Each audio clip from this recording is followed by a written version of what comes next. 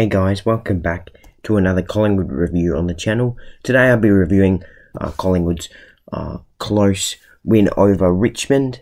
So yeah, let's get straight into the review. So yes, we are 3-0, which is the perfect way to start the season really. Getting a 14-point win over Richmond. Probably should have been more. I'm going to come out and say straight away, probably should have been more.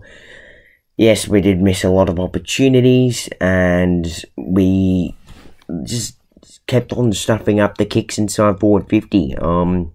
We just rushed it, really, which is quite unfortunate. Hopefully it's not too much of a concern, and it was just for this game, because if that is, that could really make a big impact on our season.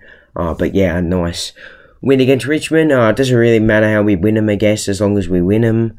And we certainly did win this one, and we probably should have won it by more. And yeah, there's a few players that definitely were very good in this game. I thought Jordan Ngowi was probably best on with us, with 35 disposals. He was very good in this game, and also want to give some honourable mentions out to Nathan Murphy, who was very good in defence. Also Billy Frampton, I thought he played quite well. And Jack Crisp looked like he got on the end of most of our chains forward. We got quite a few in this game, which is good. And Nick Dacos and Josh Dacos, of course, also brilliant. Someone that wasn't so brilliant and could get dropped, Will Hoskin-Elliott. Looked like he was playing defence for some of this game. Bit on the wing. But yeah, he was awful. So I think he might get dropped.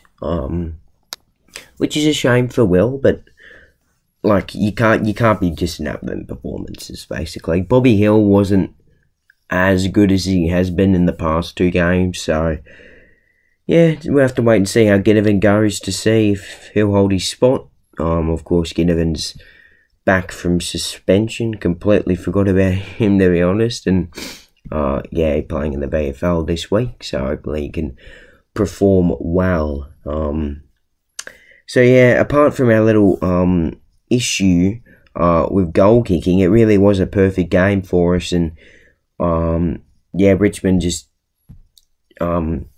like us, they were stuffing up the kick inside forward 50, and whenever they went forward, it was just scrappy, and it just didn't look as good as us. But of course, they had a few good players, being Tim Taranto, Liam Baker, Daniel Rioli, and, well, in my opinion, Noah Bolter, because he had a very good first half.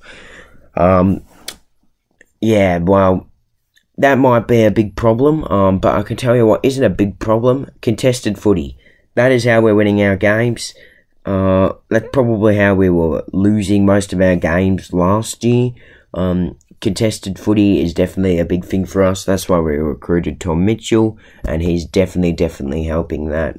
But yeah, I tell you what, the clearances are ridiculous at the moment, like the centre clearances even, and like the contested footy, like we're just so good in that area, and yeah, it's just really good. Also, I found that we had a lot of our looks from turnovers, just silly turnovers from Richmond, but we just couldn't put them to the sword, which was quite disappointing, in my opinion.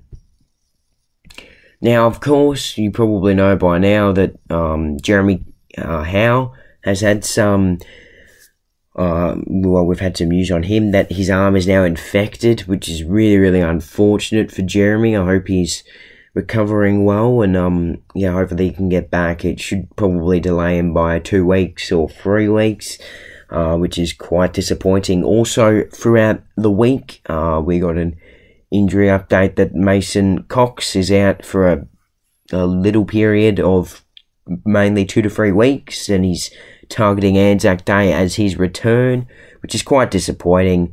And of course, he had like a bit of a internal bleeding in like his rib or something. It's really bad, and Yeah, as you may know, Darcy Cameron at the end of the third quarter hobbled off with an MCL. I don't think it is as serious as Max Gawn's, and it probably should keep him out for a month, which is not good, because now we're going to be ruckless, or playing a young Oscar Steen, who probably no one's even heard of.